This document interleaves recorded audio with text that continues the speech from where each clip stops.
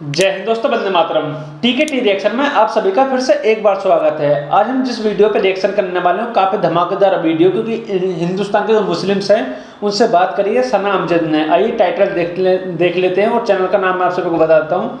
सना Amjad channel का नाम है। जो टाइटल है वो है रिलीजन फर्स्ट और country first for Indian Muslims. Indian Muslims reply to Pakistan.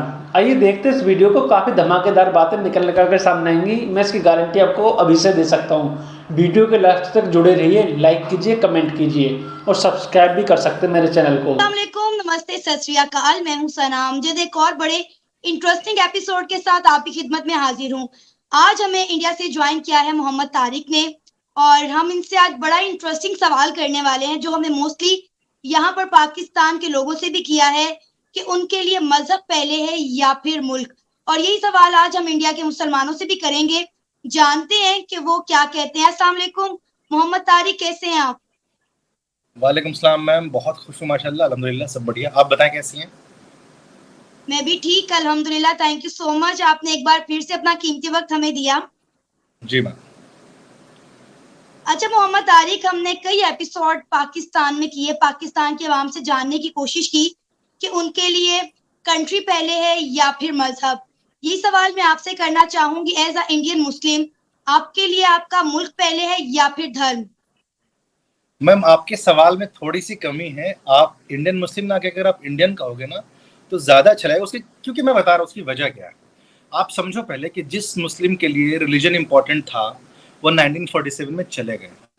उन्हें कहा जी हमें मुसलमान के नाते अलग मुल्क चाहिए, वो अलग चले गए।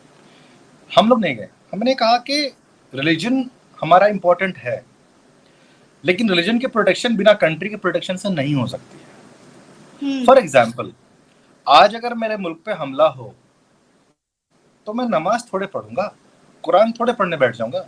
मैं उठाऊंगा हथियार और देश के लड़ूंगा, क्योंकि अगर देश नहीं है तो बॉम्बार्डिंग में तो मस्जिदें भी टूट जाएंगी, नमाज पढ़ते लोग भी मर जाएंगे, भुखमरी अगर आएगी तो दुआ से खाना नहीं मिलता है, मेहनत से मिलता है। दुआ सपोर्ट करती है, अल्लाह मेहरबान होता है, अल्लाह खाना बरसाएंगे ना बिना मेहनत के। बात समझ रहे हैं? तो रिलीजन आपको विश्वास पैदा करता है, और जो देश है या जो आपका काम है जो आप करते हो वो आपको मोटिवेट करता है कि लाइफ आपको जीनी कैसे। सो ये दोनों एक सिक्के के पहलू हैं। अगर मैं आपको मोटा मोटा इसका आंसर दूं तो आप समझो पहले कि अगर देश के हालात अच्छे हैं तो अपना रिलीजन इंपॉर्टेंट रखो, कोई दिक्कत नहीं है। लेकिन मुल्क अगर मुसीबत में है फिर रिलीजन तुम्हारा इंपॉर्टेंट है, फिर देश इंपॉर्टेंट है। फॉर एग्जाम्पल, मान लीजिए मेरी कंट्री का कल से किसी से लड़ाई हो जाती है, जंग ऐलान हो जाता है, तो मैम हो सकता है 3-4 दिन तक रिलीजन इंपॉर्टेंट करूं, लेकिन छठे दिन मेरे ऊपर फर्ज हो जाएगा कि मैं अपने देश के लिए लड़ूं, क्योंकि कोई मेरे कंट्री में घुस रहा है, वो मेरे घर में भी घुसेगा, वो मुझे नमाज भी नहीं पढ़ने देगा। यानी समथिंग लाइक चाइना के जो मुस्लिमों के साथ हो रहा है आमतौर पर। तो अब आप क्या रखोगे? सो दैट इज वेरी इंपॉर्टेंट कि हम किसी बाहर को ना आने दें, तो मेरा देश मजबूत होना चाहिए, क्योंकि देश मेरा घर है। अगर मेरे पास 4 दीवारी नहीं होगी तो मैं सुकून से सो नहीं पाऊंगा, तिलावत नहीं कर पाऊंगा, मैं बहुत कुछ नहीं मना सकता हूँ। बात समझ रहे हो? तो अगर देश के हालात अच्छे हैं तो मैं शादी भी करूंगा रिलीजन के तौर पे, मैं ईद भी मनाऊंगा आराम से बाउंड्री में, कहीं पे भी जाके मैं कुछ भी करूँ। लेकिन अगर देश के हालात ऐसे हैं जहां पे उसको मेरी जरूरत है तो फिर मेरे तो देश आगे है। तो कभी एक दूसरे को सबसीड करते हैं। बेशक रिलीजन ने यह सिखाया कि हुब्बुल वतनी, कि भाई मुल्क से मोहब्बत या जो उसकी ईमानदारी है वो ईमान का एक हिस्सा है। देश ने, रिलीजन ने सिखाया, और मेरे रिलीजन ने, सबके रिलीजन ने देखा कि देश को सर्वोपरि रखो। हिंदी में अगर कहें तो देश को ऊपर रखो, जरूरी है। उसने बताया कि देश से मोहब्बत क्यों है, क्यों तुम देश के लिए लड़ो। रिलीजन ने सिखाया, उसी के टीचर ने सिखाया। तो हमारे इंडिया में अगर मैं क्रक्स बोलूं तो आपके पर्सनल किताबें घर में कुछ अलग हो सकती हैं। आप कुरान पढ़ो, आप बाइबल पढ़ो, गुरु ग्रंथ साहिब पढ़ो, भगवत गीता पढ़ो, लेकिन जब बाहर आप आ गए तो मेरे साथ मोहन है, सुखविंदर है, जॉर्ज है। I have a one book that is Constitution of India, and then I have a religion called Indian. So if being Indian is a religion, the holy book is Constitution. तो हमारे को देखिए बहुत अच्छे से है कि आप डिफरेंट रिलीजन से हो, बट आपका एक रिलीजन आगे बन जाता है being Indian when it comes to development of the country और कंट्री प्रोटेक्शन के लिए। और एक बुक है संविधान। तो उस संविधान कहता है कि आप जो भी बुक पढ़ना चाहते हो पढ़ो, लेकिन जब मेरे को बचाने की जरूरत हो ना, फिर तुम एक आना, तुम मोहम्मद तारिक की तरह मत आना, तुम एक इंडियन की तरह आना। That is what we have been taught. So ये अच्छा तारिक, ये सवाल जब हमने पाकिस्तान की आवाम से किया तो उन्होंने बोला कि हमारे लिए मजहब पहले है, क्योंकि पाकिस्तान का मतलब क्या, ला इलाहा इल्लल्लाह मुहम्मद रसूलुल्लाह। पाकिस्तान बना इस कलमे की बुनियाद पर है और इस्लामी जमहूरिया पाकिस्तान है। इस्लामी जमहूरिया पाकिस्तान होने के बावजूद भी यहाँ पर इस्लामी कवानीन का कोई नफाज नहीं किया गया। कहा जाता है कि पाकिस्तान की आज जो हालत है उसकी बड़ी वजह यह है कि हम अपनी कंट्री से ज्यादा अपने मजहब को प्रायोरिटी देते हैं। इसीलिए आज हमारे मुल्क के ये हालात हो गए हैं, क्योंकि हम अपने बच्चों को जो एजुकेशन देते हैं उसमें भी हम मजहब लेकर आते हैं। आप इस पर क्या कहेंगे? मैम देखिए, मजहबी बुनियाद जरूरी है, लेकिन इस्लाम खुद कहता है कि दीन और दुनिया दोनों लेके चलो। किसी एक को पकड़ोगे दूसरा छूटेगा, तुम्हें तकलीफ होगी।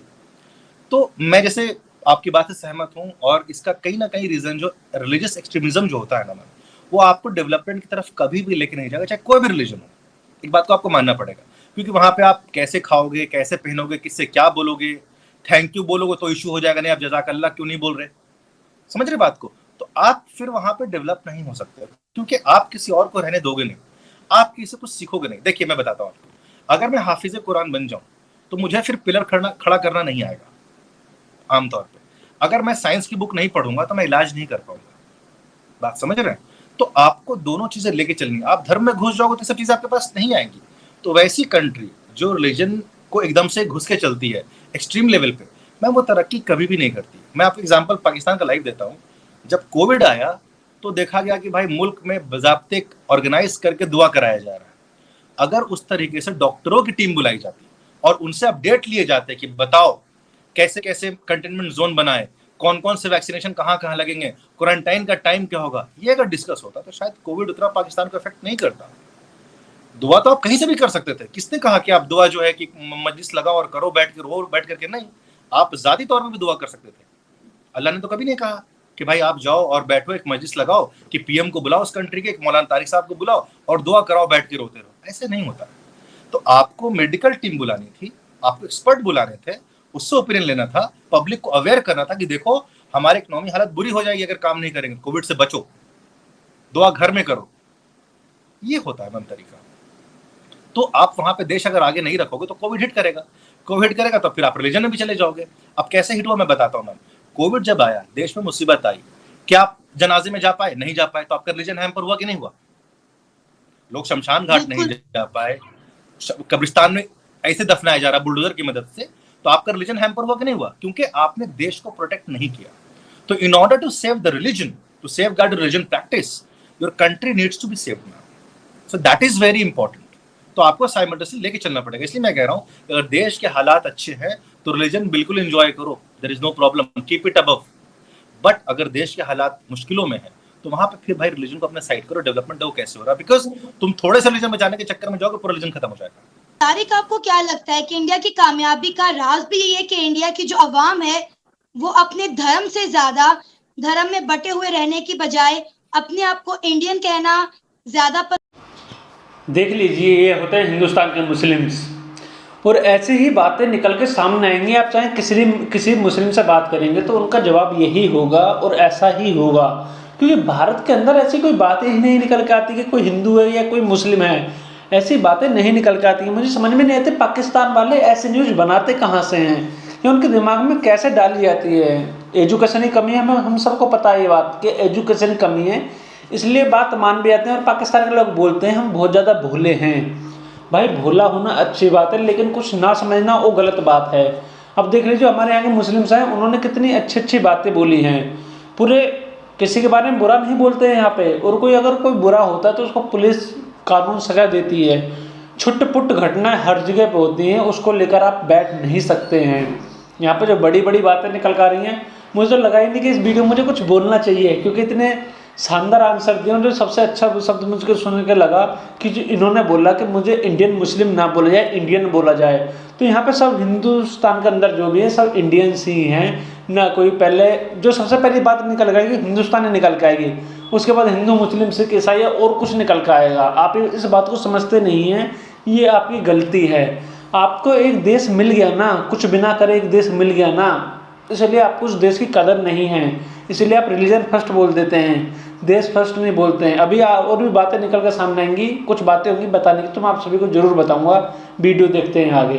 पसंद करते अपने आप को प्राउडली इंडियन कहते हैं, इसलिए इंडिया की कामयाबी का राज है कि इंडिया के जो लोग हैं वो अपने वतन से, अपने धर्मों से ज्यादा मोहब्बत करते हैं। मैम देखिए, रिलीजन इंडिया में बहुत पसंद किया जाता है, हर लोग अपने रिलीजन से मोहब्बत करता है। मैंने कहा ना, वो प्राइवेट रखते हैं इस चीज को। अगर मैं ऑफिस में हूँ तो मेरे नीचे जो जूनियर है वो मुझे भी सर कहेगा, और जो मेरे ऊपर जो कोई नॉन मुस्लिम बैठे मैं उसको भी सर कहूंगा। तो हमारे यहाँ ये नहीं होता कि अरे ये मुस्लिम है तो इसको ऐसे करो, हिंदू है तो ऐसे करो, नहीं। हमारे यहाँ कलेक्टिव डेवलपमेंट चलता है, जो बेस्ट है आगे आओ, देश में कंट्रीब्यूट करो। मैं आपको बात बताता हूँ मैम कि हमारी कंट्री ने एक बार अमेरिका से डील किया, न्यूक्लियर डील का, जिसको कहते हैं 1-2-3 अग्रीमेंट, जो कि यूएस के कॉन्स्टिट्यूशन में चेंज है इंडिया की, तब it's a very big achievement. कोई कंट्री नहीं कर पाई, हम इंडिया ने किया। यहाँ प्रोटेस्ट हुआ, कई अपोजिशनों ने प्रोटेस्ट किया कि नहीं यार और ये तो गलत हो रहा है। मैम उसको एक इंसान ने सीधा कर दिया प्रोटेस्ट को, एक लाइन में। उस समय हमारे प्रेसिडेंट थे APJ Abdul Kalam. Opposition party वहां जाती है और उनसे पूछती कि आप बताइए देश के लिए सही है या नहीं। कलाम साहब ने कहा कि देश के लिए बहुत अच्छा है। तो he was a Muslim, he was the president, उसकी बात मानती है पूरी देश। और वो जो आपका कॉन्फ्लिक्ट था कि पॉलिसी अच्छी है कि नहीं देश के लिए, वो सब मानते हैं। तो अगर आप सोच लीजिए कि अगर वो ग्रुप ऑफ पीपल जो मैक्सिमम मेजोरिटी रिलीजन से बिलोंग करते हैं, हिंदुइज्म से, उसकी बात पे ना ट्रस्ट करते हैं तो क्या होता। सो हमारे यहाँ टैलेंट देखा जाता है। वो ऐसे जनाब थे जिनकी बात को कोई टाल नहीं सकता था, वो जो बोल दे तो बोल दे, मान गए। और मैं आपको चैलेंज करता हूँ, आप किसी बंदे से पूछोगे आज की डेट में कि हिंदुस्तान में कि आपका आइडल पर्सन कौन है, मैं आपको गारंटी दे रहा हूँ ना, कोई भी हो, उनके 3-4 होंगे, एक कॉमन इंसान मिलेगा कि मैम हमारे तो आइडल एपीजे अब्दुल कलाम साहब थे। सो हमारे रिलीजन देखे कोई आइडल नहीं बनाता मैम। बिल्कुल होंगे, हिंदू के राम होंगे, मुसलमान के प्रॉफिट मोहम्मद होंगे, सिख के गुरु होंगे, बट एक और एडिशन में होगा मैम बंदा, इसका नाम है एपीजे अब्दुल कलाम। आप किसी से पूछ के देखो, वो कहेंगे हाँ। तो मैम हमारे रिलीजन नहीं देखते, टैलेंट देखते हैं कि किसने क्या कंट्रीब्यूट किया। And why he is loved, because he is loved, he has done a lot for the country. उन्होंने देश के लिए बहुत कुछ किया, despite he was a practice Muslim. नमाज पढ़ा करते थे, कुरान शरीफ पढ़ा करते थे, he was very very much punctual to things, so that's why people loved him. तो हमारा रिलीजन आइडेंटिटी नहीं है मैम डेवलपमेंट के लिए। हमारी एकता इंपॉर्टेंट है कि हम साथ मिलकर काम कर रहे हैं। अगर मैं रिलीजन देखूंगा तो चला जाऊंगा वहां पे, डेवलपमेंट नहीं हो पाएगी। फिर तो मैं जुमे की नमाज के लिए 2 घंटे छुट्टी लूंगा, फिर मैं ईद के लिए अलग छुट्टी लूंगा, दिवाली के लिए अलग, ऐसा नहीं होता। सबके लिए स्पेस बनाया गया, जगह बनाया गया। यही खुशी है, यही खूबसूरती है इस मुल्क की, इसी डेवलपमेंट में आगे रहता है। तारिक, आपने बात की डेवलपमेंट की, तो इसी को मैं आगे कंटिन्यू करना चाहूंगी। आपको क्या लगता है इंडिया के जो प्राइम मिनिस्टर हैं नरेंद्र मोदी, वो आपको कैसे लगते हैं? क्योंकि उनके आने के बाद इंडिया ने दिन दुगनी और रात चुगनी तरक्की की है। अब आप देखें कि मुसलसल उनके 2 टेन्योर पूरे हो चुके हैं और कहा जा रहा है कि तीसरा टेन्योर भी नरेंद्र मोदी का होने वाला है। तो as a Muslim, as a Indian Muslim, आपको इंडिया के प्राइम मिनिस्टर नरेंद्र मोदी क्या लगता है, कैसे प्राइम मिनिस्टर हैं वो? उनके बारे में आपके क्या ख्यालात हैं? मैम देखिए, जो भी प्राइम मिनिस्टर हमारे पद पे बैठेगा हमारे कंट्री में, उसको एक बुक को फॉलो कर रहा है जिसका नाम है कॉन्स्टिट्यूशन ऑफ इंडिया। वो उसी के हिसाब से काम करेगा, देश उसी के हिसाब से चलेगा। आप किसी आइडियोलॉजी के हो सकते हैं, कई लोग बोलते हैं कि हाँ भाई वो एक धर्म विशेष को ये करते हैं, बट वो कर नहीं सकते मैम, क्योंकि संविधान उस चीज के लिए उनको रोकता है कि आपको जब भी कोई, अच्छा वो पॉलिसी लेकर के आए, सबके लेकर के आए। कोई भी पॉलिसी अगर होगी वो सबके लिए होगी। If there is any concession, वो सबके लिए है मैम, कोई रिलीजन विशेष के लिए नहीं होता है। तो आप बताओ कि अगर मैं कहूँ कि मेरे लिए बुरे हैं, फिर तो कई और लोग भी कहेंगे बुरे हैं। अगर सब्सिडी मुझे मिल रही है या फिर मुझे बेनिफिट मिल रहा है, तो वो बेनिफिट सबके लिए है, सिर्फ एक के लिए नहीं है। अगर हमें हज के लिए अरेंजमेंट की जाती है तो हिंदुओं के लिए तीर्थ यात्रा के लिए की जाती है, श्रद्धालुओं के लिए करतारपुर कॉरिडोर खोला गया है, समझ रहे हैं मैम? तो एवरीबडी इज गेटिंग बेनिफिट। तो आप कहो क्या मुझे पीएम पसंद है ना पसंद है, वो जाती आपके सोच हो सकती है। मैं ये देखता हूं कि मेरे सामने जो बैठा बंदा है पद पे, वो एक प्राइम मिनिस्टर, उसकी मेरी इज्जत है मन में, बिल्कुल इज्जत करूंगा। जो काम कर रहे मेरे लिए कर रहे हैं। और जो आप कह रहे हैं कि देश की तरक्की, बिल्कुल हाँ आगे बढ़ा है देश, नाम ज्यादा हुआ कि एक तो चेंज हुआ है जो फेज, उस कारण से भी हुआ है, plus he has been very much vocal about India, तो इस कारण से भी लोग जान रहे हैं। and he has aggressively approached other countries for development and investment. So that's why. तो I think it's a very good policy. It's a very good move by Narendra Modi. जो कर रहे हैं वो बेहतर कर रहे हैं, सबके लिए बेहतर होगा. जो उनके लिए सबके लिए बेहतर है, मेरे लिए बेहतर है. अगर हम बात करें इंडिया के प्राइम मिनिस्टर नरेंद्र मोदी साहब की, तो उनके हवाले से बहुत सारी खबरें अक्सर गर्दिश करती रहती हैं.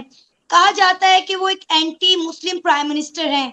आप एक इंडियन मुस्लिम होने के नाते क्या कहेंगे इस स्टेटमेंट पर, जो पाकिस्तानी मोस्टली ये बात कहते रहते हैं? मैंने अपने अक्सर प्रोग्राम्स में जब पाकिस्तानियों से इंडिया के प्राइम मिनिस्टर नरेंद्र मोदी के हवाले से बात की है, तो उन्होंने यही कहा है कि बेशक वो एक बड़े अच्छे लीडर हैं, वो अपने मुल्क के लिए बड़ा अच्छा काम कर रहे हैं, लेकिन वो एक एंटी मुस्लिम लीडर हैं. उन्हें मुसलमान बिल्कुल पसंद नहीं, इसलिए वो मुसलमानों के खिलाफ हैं, पाकिस्तान के खिलाफ हैं. और आप एज अ मुस्लिम क्योंकि हिंदुस्तान में रहते हैं, तो आपकी इसके ऊपर क्या राय है? क्या आप इससे सहमत हैं? मैम देखिए, सबके जाती तौर जो है वो देश का ओपिनियन नहीं हो सकता है, ठीक है. तो अगर हम उनको देखें तो किसी की छवि कुछ भी हो सकती है. जैसा मैंने कहा कि उनको देश संविधान के तौर पे चलाना है. आपकी पर्सनल सोच किसी को लेके क्या हो सकती है, that is a different thing.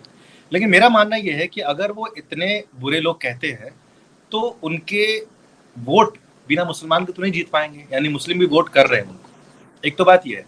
दूसरी बात यह है कि वो सऊदी भी गए, उनको वहां भी इज्जत मिली. दुबई गए, उनको वहां भी इज्जत मिली.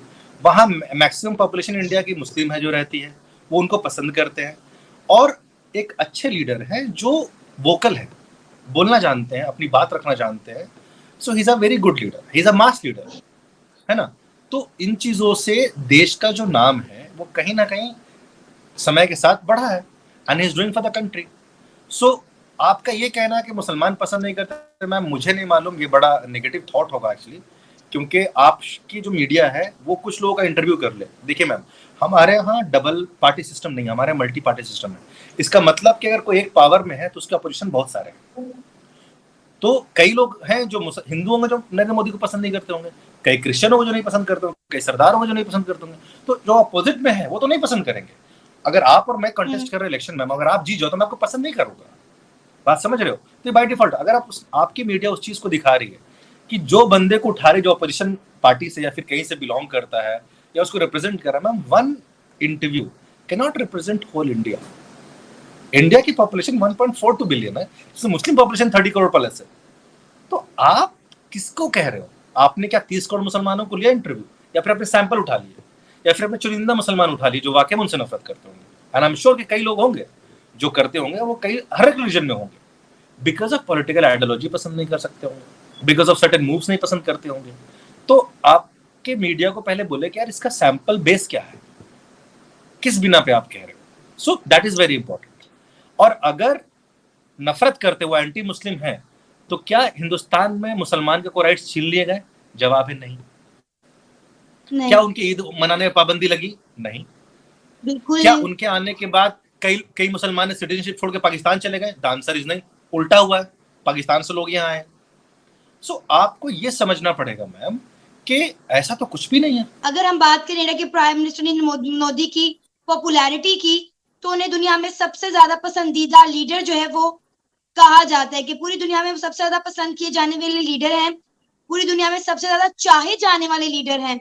और इस पर भी हमने कई बार प्रोग्राम्स किए हैं. अब सवाल मेरा अक्सर पाकिस्तान की आवाम से यही होता है कि अगर इंडिया के prime minister Narendra Modi anti Muslim है तो फिर मुझे आ गया मजा इन बातों को सुनकर. अब मुझे कोई शब्द बन ही नहीं रहा है कि मैं आप सभी को क्या बताऊं. इतनी सही सही बातें बोल रहे हैं ना भाई तारिक भाई, जिनको सुनकर अगर कोई पाकिस्तानी वीडियो देखेगा तो उसको समझ में आ जाएगा. लेकिन यहाँ पे बात निकल के आती है, ये लोग बोल देते हैं बड़ी आसानी से कि तो इंटरव्यू फेक है, और साथ में बोल देते हैं कि दबाव में आकर इन्होंने ऐसा सब कुछ बोला है. तो आप सभी को समझना चाहिए कि हिंदुस्तान का जो नेचर है वो है ही ऐसा. यहाँ पे कुछ भी ऐसा दबाव में नहीं किया जा सकता है और ना ही करा जाता है, क्योंकि यहाँ का जो नेचर है वो सब भाईचारे वाला नेचर है. सब एक साथ मिलकर रहते हैं. अगर कोई कुछ गलत करता है तो उसके ऊपर सजा होगी, उसके खिलाफ कानूनी कार्रवाई होगी, चाहे वो हिंदू है, मुस्लिम है, सिख है, ईसाई है. इसमें हम किसी को डिवाइड नहीं करेंगे. और मैं इस वीडियो को यहीं बाइंड अप करता हूँ. अगर इसका आपको दूसरा पार्ट चाहिए तो आप मुझे कमेंट करके जरूर बताइएगा, मैं इसका दूसरा पार्ट जरूर लाऊंगा. जय हिंद दोस्तों, वंदे मातरम. साथ रहिए और जुड़े रहिए मेरे साथ. मेरी वीडियोज़ को लाइक कीजिए, चैनल को सब्सक्राइब कीजिए और कमेंट कीजिए और वीडियो को शेयर भी कीजिए. साथ रहिए, जुड़े रहिए।